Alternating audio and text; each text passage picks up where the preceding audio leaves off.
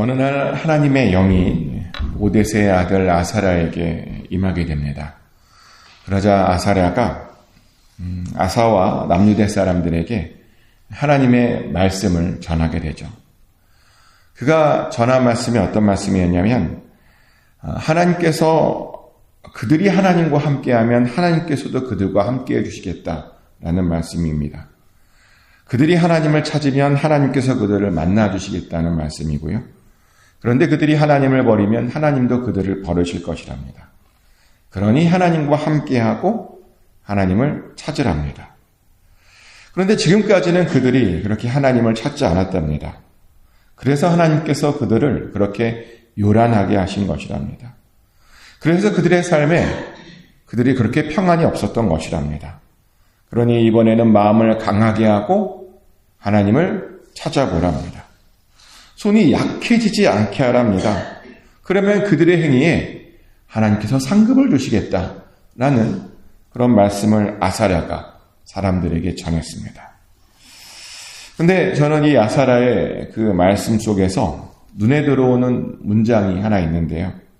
어떤 문장이냐면 그들의 행위에 하나님께서 상급을 주시겠다라고 하는 그런 말씀이 눈에 들어옵니다. 행위에 상급이 있겠다. 어떻게 이 말씀에 동의하십니까? 행위에 상급이 있겠다. 우리가 무엇을 하느냐에 따라 어떻게 다른 것들이 다 다른 것들을 받게 될 것이다 라는 말씀인데요. 저는 이 말씀을 믿습니다. 근데 어떤 분들은 보면 무슨 행위에 하나님께서 행위대로 상급을 주시냐 이렇게 생각하시는 분들도 있더라고요. 그래서 그들이 뭐라고 말하냐면 우리가 뭘 했는지에 관계없이 우리는 하나님께 똑같은 은혜를 받게 될 것이다. 구원받을 자들은 다 똑같은 은혜를 받게 될 것이다 라고 말을 하는데요. 근데 그렇지 않습니다. 물론 구원은 모든 사람들에게 공평하게 임하는 것이 맞습니다. 하나님의 은혜를 따라서 우리는 다 구원이라고 하는 것은 동일하게 다 받게 됩니다. 하지만 상급이라고 하는 것은요, 우리의 행위대로 받는 것이 맞고요. 그래서 우리가 나중에 하나님 나라에 가게 되면 우리가 이 땅에서 무엇을 했는지에 따라서 생명책에 기록된 그대로 다 다르게 받게 될 것입니다. 그래서 사실 저는요, 그것 때문에 최선을 다합니다. 왜냐하면 더 많이 받고 싶거든요. 저는 정말 더 많이 받고 싶습니다. 그래서 항상 하나님께 최선을 다하고 있고 더 하나님께 뭔가를 올려드리려고 하고 더 사랑하려고 하고 더 섬기려고 하고 그러면서 더 잘 감당하려고 굉장히 노력을 합니다. 왜냐하면 그래야 나중에 더 큰 상급을 받는 거잖아요. 그렇다고 천국에 가서 나는 덜 받았으니까 억울하고 이렇지는 않아요.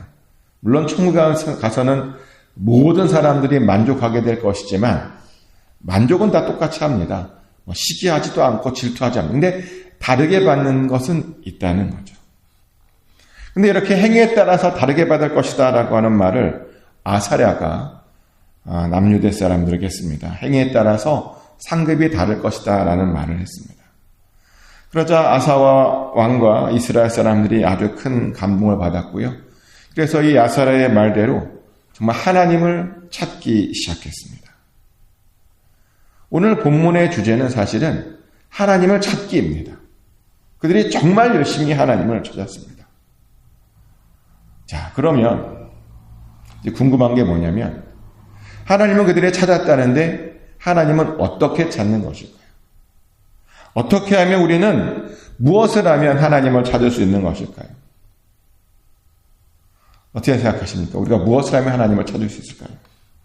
대부분의 분들은 예배를 드리고 기도를 열심히 하고 말씀을 묵상하면 그러면 하나님을 찾는 것 아니냐라고 말을 하죠. 맞습니다.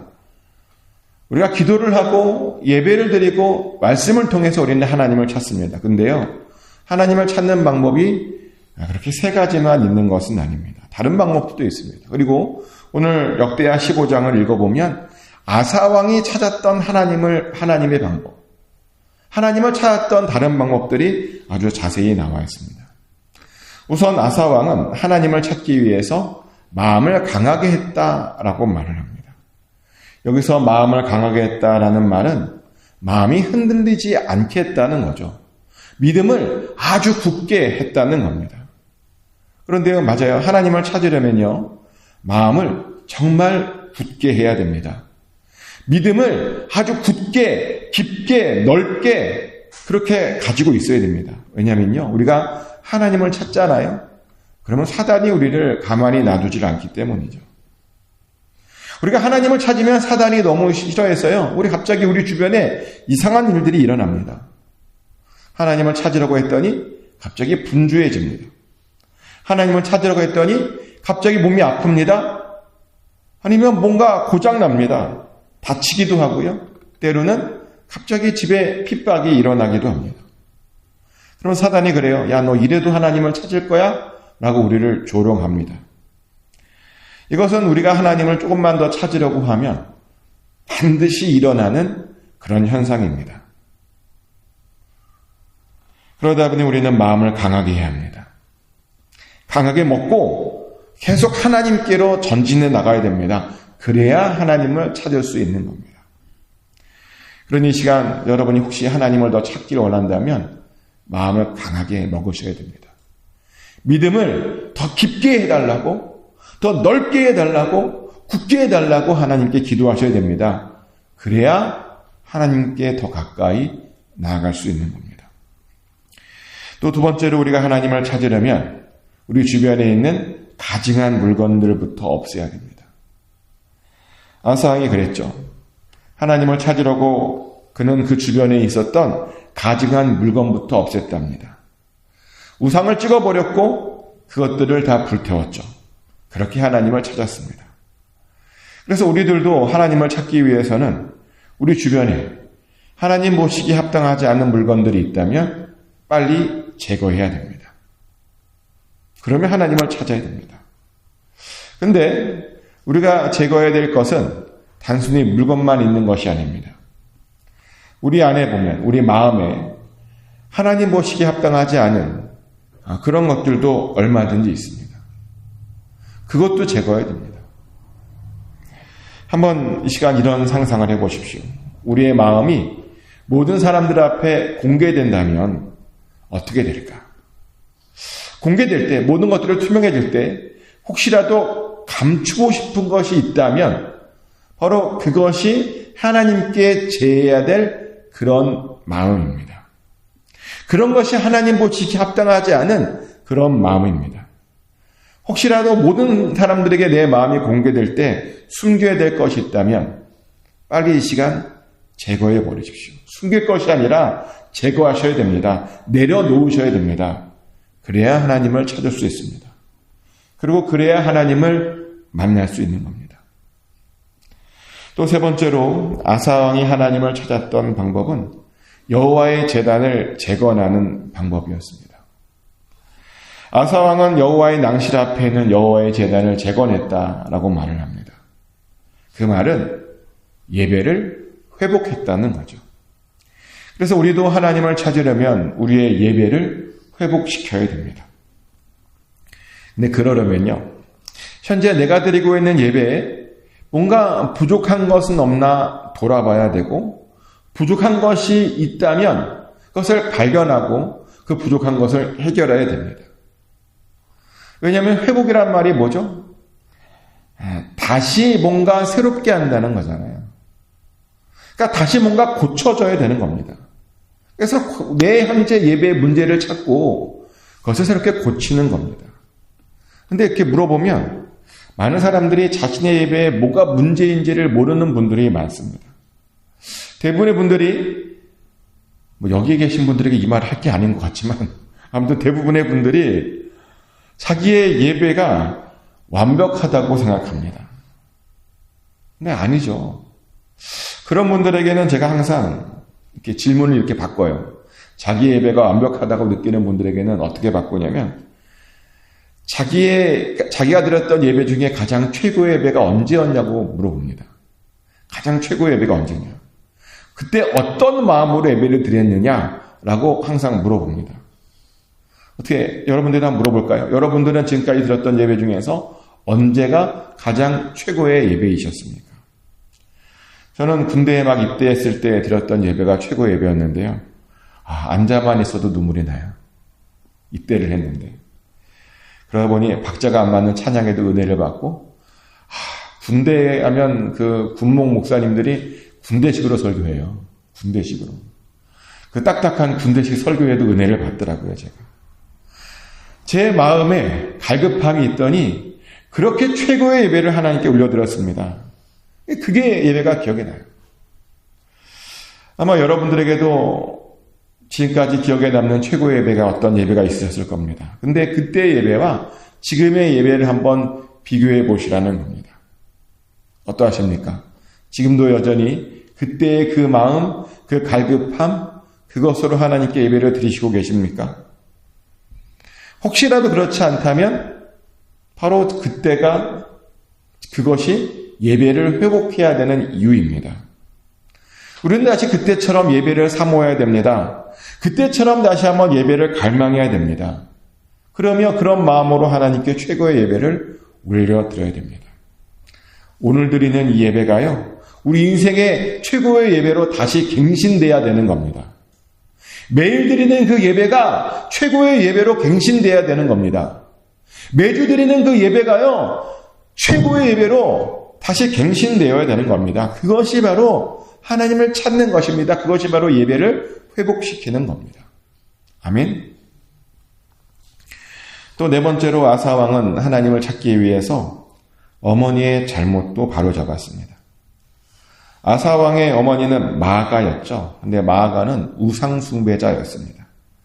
그래서 그녀는 아세라 목상을 만들었습니다. 그러자 아사왕은 그 아세라 상을 만든 어머니를 그 태후의 자리에서 폐위시키게 되죠. 그리고 어머니가 만든 그 우상들을 빻아서 불살랐다라고 합니다. 자, 그런데 이 일이 쉬웠을까요? 어머니입니다. 가까운 사람입니다. 가까운 사람의 잘못을 지적하고 그 잘못에 대한 책임을 물어서 폐위까지 시키는 겁니다. 쉬웠을까요? 절대로 쉽지 않았습니다. 왜냐하면 우리는 보통 팔이 안으로 굽기 때문이죠. 그래서 가까운 사람의 잘못은 알고 있어도 숨기는 것이 일반 사람들입니다. 하지만 아사왕은 하나님을 찾기 위해서 그렇게 하지 않았답니다.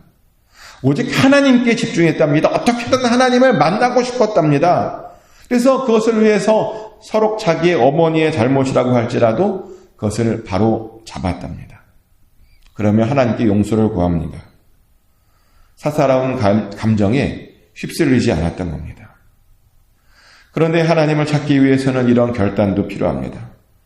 그래서 나의 잘못뿐만 아니라 나와 아주 가까운 사람의 잘못도 우리가 바로 잡을 수 있어야 됩니다. 그리고 사실요, 그것이 바로 그 사람을 위하는 겁니다.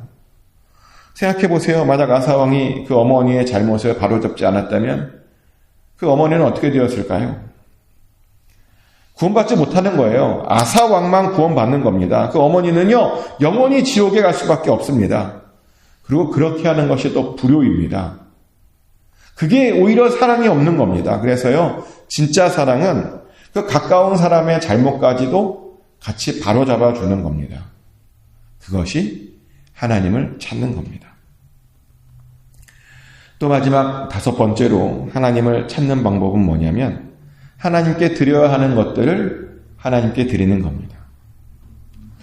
오늘 본문에도 보면 아사가 그의 아버지가 구별한 물건과 자기가 구별한 물건들, 곧 은과 금과 금그릇들을 하나님께 전해드렸다라고 말합니다.